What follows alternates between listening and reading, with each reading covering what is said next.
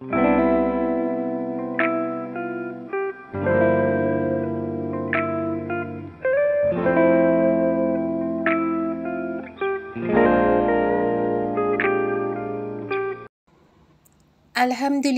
আরও একবার চলে আসলাম আপনাদের মাঝে। আসসালামু আলাইকুম সবাইকে। আমার কুকিং অ্যান্ড ব্লগ ভিডিও, আমার কুকিং অ্যান্ড ডেইলি ব্লগ ভিডিওতে দেখো, এখানে আমি 3 রকমের ডাল নিয়েছি। আর আজকে ভিডিওটা স্টার্ট করলাম রাত্রে। আর রাত্রেই কিছু কাজ সেরে নিচ্ছি যাতে সকালে স্পেশালভাবে নাস্তাটা দ্রুত তৈরি করতে পারি। তো এখানে মুগ ডাল আর মুসুরির ডাল আর মাসকলাইয়ের ডাল নিয়েছি। আজকে তামিলনাড়ুর স্টাইলে আমি সেম টু সেমভাবে সুস্বাদু এই ডাল রেসিপি করব। সাথে থাকবে গরমা গরম পরোটা। আর এই ডালটা যদি আমি রাত্রে রান্না করে না রাখি, সকালবেলা নাস্তাটা খাওয়াই যাবে না সত্যি। আর এই ডাল রান্না করতে গেলে সকালবেলা 5টার আগেই উঠতে হবে। তো আমি রাত্রে ভাবছি রান্নাটা করে রাখবো, সকালে ঝটপট পরোটা তৈরি করব আর খাবার দিয়ে দিব।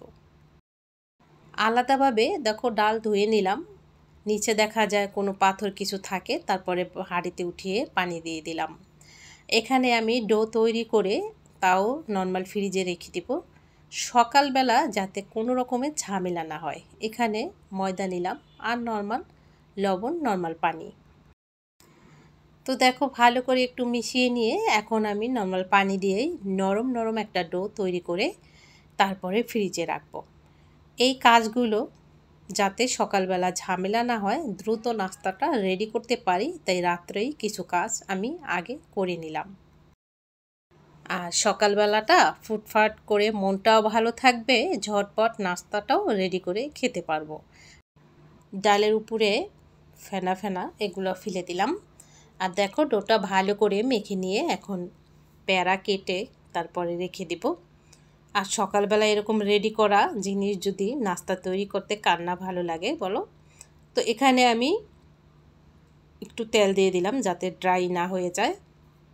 এই জন্য যেহেতু ফ্রিজে রাখবো, নর্মালে তেলটা দিলে একেবারেই তরতাজা থাকবে, শুকিয়ে যাবে না। তারপর ফ্রিজে রেখে দিয়ে চলে আসছি।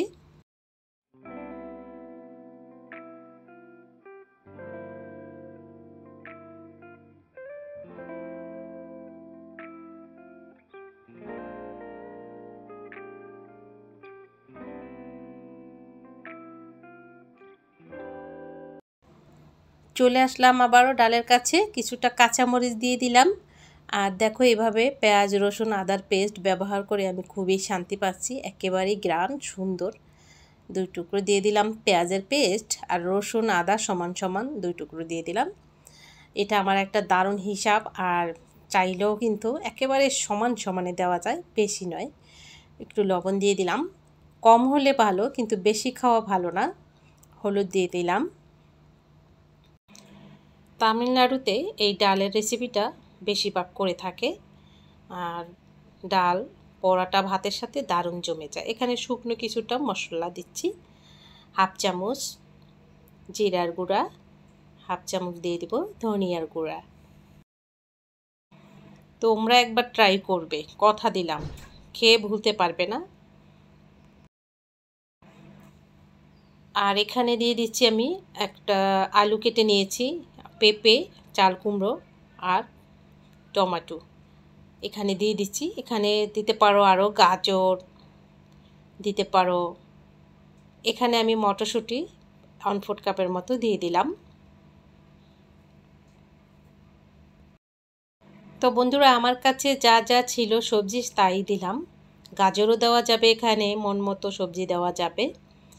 আর একটা তেজপাতা ছিঁড়ে দিব। তো এত মজার জিনিস একটু কষ্ট করে রান্না করলেও, এই জন্য রাত্রেই রান্নাটা করছি যাতে সকালে ইজিভাবে খাওয়া যায়, আলহামদুলিল্লাহ যদি বেঁচে থাকি। তো এখানে কারি পাতা নিতে আসলাম। কারি পাতা না দিলেই কিন্তু নয় এই ডালে, একেবারেই ঘ্রাণটা মিস যাবে তাহলে।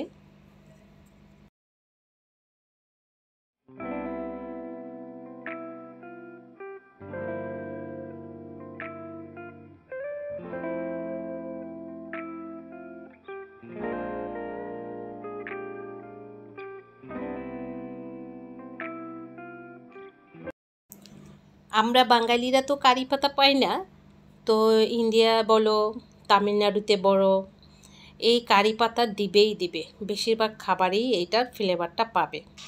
তো এখানে কালো জিরা নিয়েছি 1 চামচ, 5 ফোড়ন আর কিছুটা জিরা মিলিয়ে 1 চামচের মতো, তো 2 রকমের 2 চামচ দিয়ে দিলাম। আর সেই কারি পাতা ভালো করে ধুয়ে নিয়েছি, এখন দিয়ে দিলাম। কারি পাতার যে ফ্লেভারটা না দিলে অসম্পূর্ণই থেকে যাবে, তারপরও না পেলে কি আর করার আছে। ডালটাও দিয়ে দিলাম। দেখো অফ ক্যামেরা অনেকক্ষণ ডালটা জাল দেওয়া পড়েছে। তো ডালটা যখন হলো আমি একেবারে নিশ্চিত, আলহামদুলিল্লাহ, বরকেও খাইয়ে তাড়াতাড়ি অফিসে দিতে পারবো। এখন এই যে বেড়ে নিব, ঠান্ডা ঠান্ডা হবে, একটু টেবিলে বেড়ে রেখে দিব সকালবেলা। বাস, এতটা মজার হয়েছিল, সেটা আমি খেয়েছি, তোমরা বানিয়ে খেয়ে দেখো, মাশাআল্লাহ সত্যি। এই ডাল ভাতের সাথে, পরোটার সাথে খেতে পারবে, অন্যান্য কিছুর সাথেও দারুণ স্বাদ লাগবে, মুড়ি মেখেও কিন্তু দারুণ লাগবে। তো হয়ে গেল। এখন আমি রাতের খাবার তো খাবার হয়ে গেছে, ভাত, এখন ওদেরকে দুধের গ্লাস দিয়ে ঘুমিয়ে পড়বো। সকালবেলা তোমাদের সাথে আবার দেখা হবে ইনশাল্লাহ। এখনও ভিডিওতে যারা আছো, যারা এখনও ভিডিওটা দেখছো সময় নিয়ে, প্লিজ ভিডিওটি লাইক দিয়ে কন্টিনিউ করো।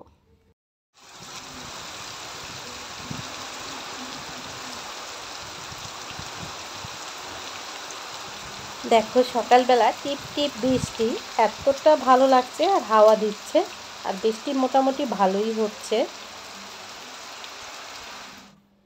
দেখো সকালবেলা আবারও চলে আসলাম, সবাইকে শুভ সকাল। রান্নাঘরে চলে আসলাম আবারও, রাত্রে তো ঘুমিয়ে পড়ে।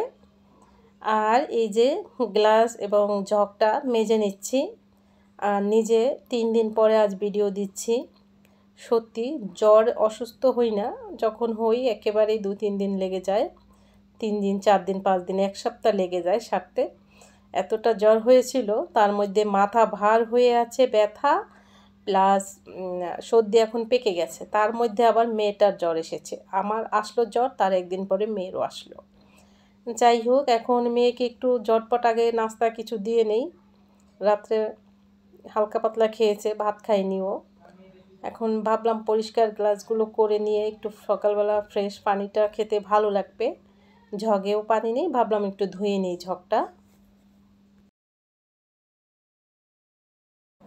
এই জন্যই জানো না, আমি রাত্রে অনেকটা কাজ যে সেরে রেখেছি, এখন নাস্তা বানাতে অতটা ভয় লাগবে না, যে কোনটা ধুয়ে কোনটা করব, কোনটা আগে করব কোনটা পরে করব, ঠিক মতো সময় মতো নাস্তা দিতে পারবো কি না ওই টেনশনটা নেই, সবই রেডি, শুধু ভাজবো আর সামনে দিয়ে দিব ইনশাল্লাহ।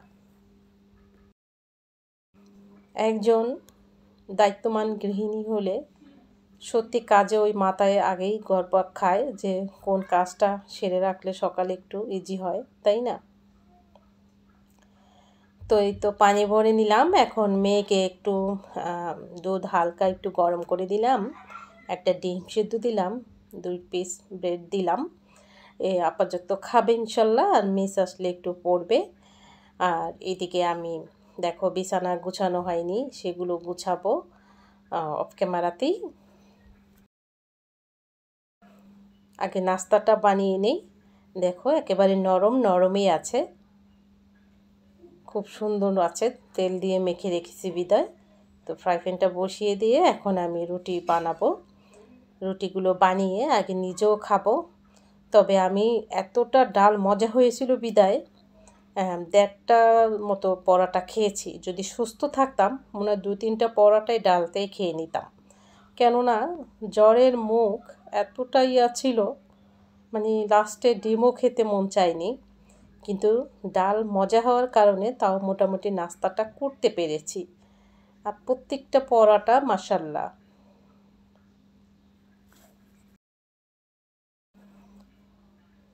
দেখো বেশিক্ষণ একটা সময় লাগলো না, ঝটপট নিয়ে আসলে আমার পরোটা ভাজা শুরু করলাম। এই কাজগুলো রাত্রে করাতে কতটা উপকার হয়েছে। তোমরাও মাথা ঠান্ডা রেখে রাত্রের বেলা নাস্তাটা কিছুটা রেডি করে রাখলে সকালে এভাবে রেডি করতে পারবে। আর সব কাজ একসাথে নেমে গেলে না নিজের মাথাও ঠিক থাকে না, মেজাজও ভালো লাগে না। তো এই আর কি। তোমরা আপু ভাইয়া আঙ্কেল আন্টিরা আশা করি যে যেখান থেকে ভিডিও দেখছো ভালো আছো, আর মূল্যবান সময় নিয়ে ভিডিও দেখছো, অসংখ্য ভালোবাসা রইল। যারা নতুন এসেছো ওয়েলকাম জানাই আমার এই ছোট্ট পরিবারে। আর কে কোথা থেকে ভিডিও দেখছো অবশ্যই কমেন্ট করলে ভালো হয়। পরোটাগুলো ঝটপট ভেজে নিলাম। এখন আমি ডিম পোস্ট করে নিচ্ছি কিছু। দেখা যায় ডিম সিদ্ধ খাই, তো একটা করে ডিম পোস্ট করে নিলে দেখা যায় ডিম আর সিদ্ধ দরকার নেই। তো আগে বরকে দিয়ে দেই, তারপরে নিজেরাও খাবো।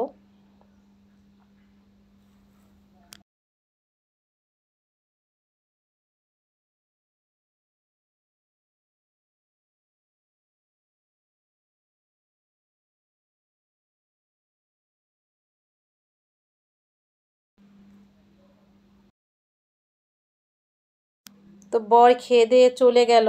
বাড়ি থেকে কিছু জিনিস পাঠিয়েছে কুরিয়াতে, তো সেটা আনতে গেছে বস্তা। ওই ধরো কি কি যেন পাঠিয়েছে, খেয়ে তারপর চলে গেল। আগে দিয়ে দিলাম, বাচ্চাকে দিলাম, নিজেও খাচ্ছি। ভিতরে পরোটাগুলো দেখো এতটা সফট এই পরোটা।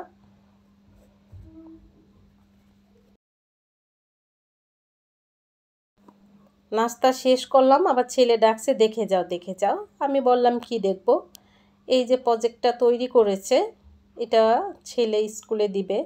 বলছে আম্মু এটা দেখো আমি প্রায় 1000 টাকা খরচা করে বাতিগুলো কিভাবে কিভাবে বসিয়ে কিভাবে করে আমি তৈরি করেছি এটাকে। বললাম ভালোই হয়েছে। বলতে না বলতেই চলে আসলো বস্তা নিয়ে। যদিও এটা আগের দিন রাত্রে এসেছে, বৃষ্টির জন্য যেতে পারেনি, তারপরে সকালে গেছে। আর কি এনেছে, এখানে কলা আছে, আম আছে। তো বিশেষ করে কলা ভালোই হয়েছে, কলাটা খেয়ে উপকার, দেশি কোনো কেমিক্যাল ছাড়া। আর মিষ্টি কুমড়াটাও, তবে আমগুলো একেবারেই টক। আসলে মিষ্টি কুমড়াটার কালারটা মাশাল্লাহ। এখানে সবচেয়ে মিষ্টি কুমড়াটাও ভালো হয়েছে। আর আমার নারকেলগুলো খুবই গুরুত্ব, যেহেতু রেসিপিতে লাগে 4টা নারকেল। কিছুদিন আগেও আমি একটা নারকেল 150 টাকায় কিনে আনলাম, কিনে আনি আর কি। এদিকে খালাকে নাস্তা দিয়েছিলাম, ঘর মুছতে আসছে, যে খেয়ে দে, যে সিমাই নাস্তা খেয়ে দে, ওই যে কাজে চলে গেছে। তো তার সাথে ফাঁকে আবার একটু গল্প করলাম দাঁড়িয়ে, আর বললাম যে পুরোটা খান, খেলেন না কেন? আর খেতে পারবো না। দেখো চলে আসলাম দুপুরের জন্য। আজকে আমি বাসন্তী পোলাও করব।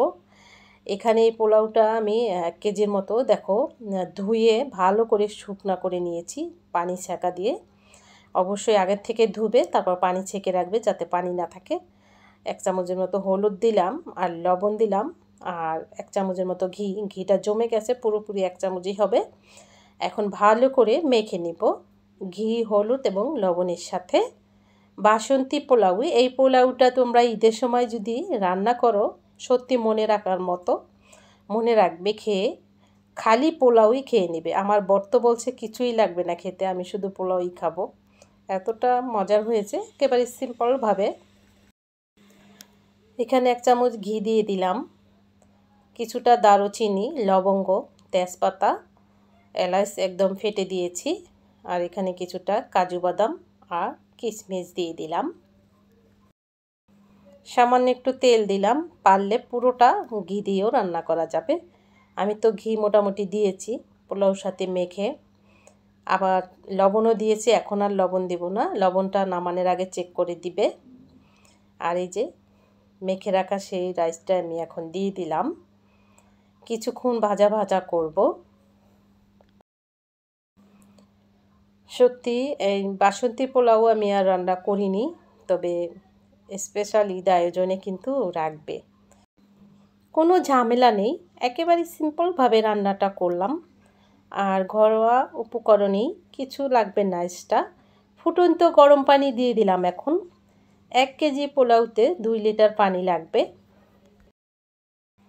হয়তো চাল নতুন পুরাতন হলে একটু কম বেশি লাগতে পারে, কিন্তু ওই হিসাব করে দিবে। তো ফুটন্ত পানি তো পাশেই আছে, চাইলে ফুটন্ত পানি আবার পরে দেওয়া যাবে। তবে একবারে অনেকগুলো পানি দিবে না, একদম ঝরঝরে হবে এই পোলাওটা। আমার বরকে যখন খেতে দিয়েছিলাম, মুখে দিয়ে বলছে পোলাওটা খালি স্বাদ লাগে খেতে, অন্য কিছু আর লাগে না। আর ঘি না দিলে কিন্তু এই মজাটা মিস করবে, তাই ঘি লাগবেই। বাসন্তী পোলাও, বাসন্তী কালার, তাই তো বাসন্তী পোলাও। তো আমার পোলাওটা হয়ে গেছে। আর কি রান্না করলাম দুপুরে, একেবারে বেশি কিছু নয়, ঝটপট আর কি। তো ভাবলাম একটু করে দেই বাচ্চাকে, সবাই খাবে, খুব পছন্দ করেছে। দুপুরের আয়োজন, সকালেও মানে কিছু কাজ করেছি আলাদাভাবে, সেটা দেখানো হয়নি। তারপরে দুপুরে রান্নার টেনশন ছিল, কি করব সেটাই করে নিলাম দেখো। আর হয়ে গেল, এখন টেবিলে দিয়ে দিব খেতে।